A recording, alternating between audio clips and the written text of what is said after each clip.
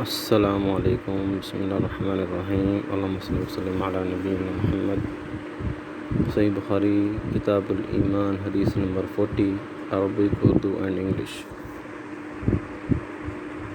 حدثنا عمرو بن خالد قال حدثنا زهير قال حدثنا أبو إسحاق عن البراء أن النبي صلى الله عليه وسلم كان أول ما قدم المدينة نزل على أجداده أو قال أخواله من الأنصار، وأنه صلى قبل بيت المقدس 16 شهرا أو 17 شهرا، وكان يعجبه أن تكون قبلته قبل البيت، وأنه صلى أول صلاة صلاها صلاة العصر وصلى معه قوم، فخرج رجل ممن صلى معه فمر على أهل مسجد وهم راكعون فقال: أشهد بالله لقد صليت مع رسول الله صلى الله عليه وسلم قبل مكة، فداروا كما هم قبل البيت. وكانت اليهود قد أعجبهم إذ كان يصلي قبل بيت المقدس وأهل الكتاب، فلما ولى وجهه قبل البيت أنكروا ذلك. قال زهير: حدثنا أبو إسحاق عن البراء في حديثه هذا أنه مات على القبلة قبل أن تحول رجال وقتلوا، فلم ندر ما نقول فيهم، فأنزل الله تعالى: وما كان الله ليضيع إيمانكم.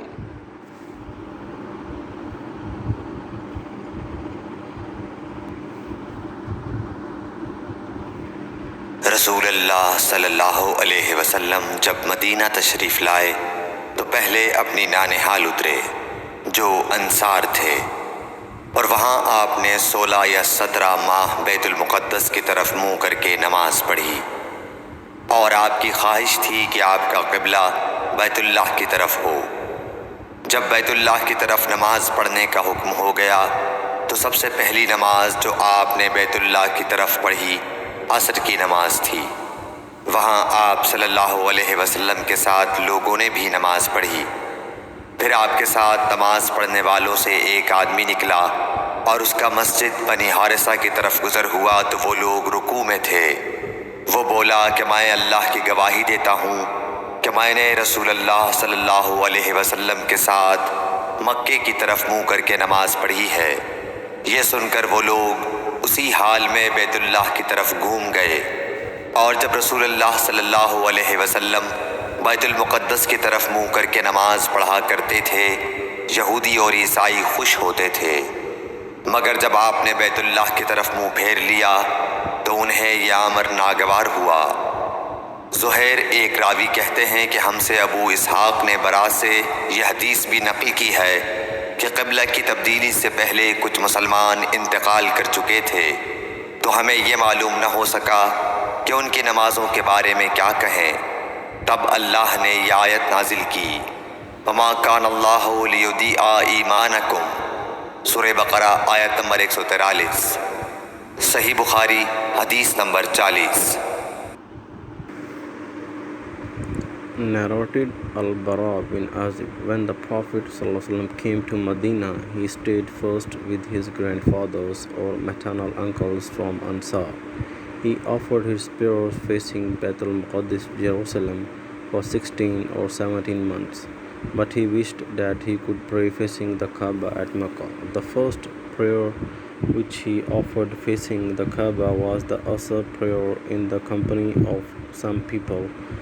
Then one of those who had offered that prayer with him came out and passed by some people in a mosque who were bowing during their prayers facing Jerusalem.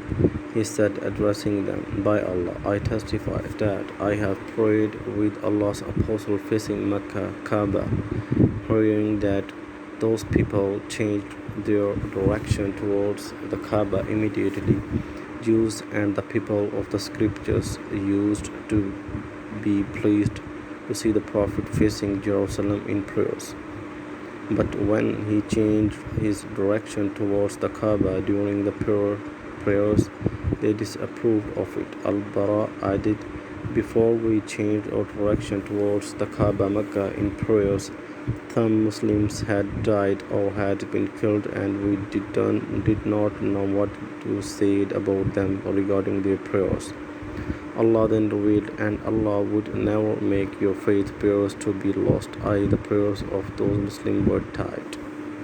Surah Al-Baqarah, chapter 2, verse number 143. Jazakumullahu khair.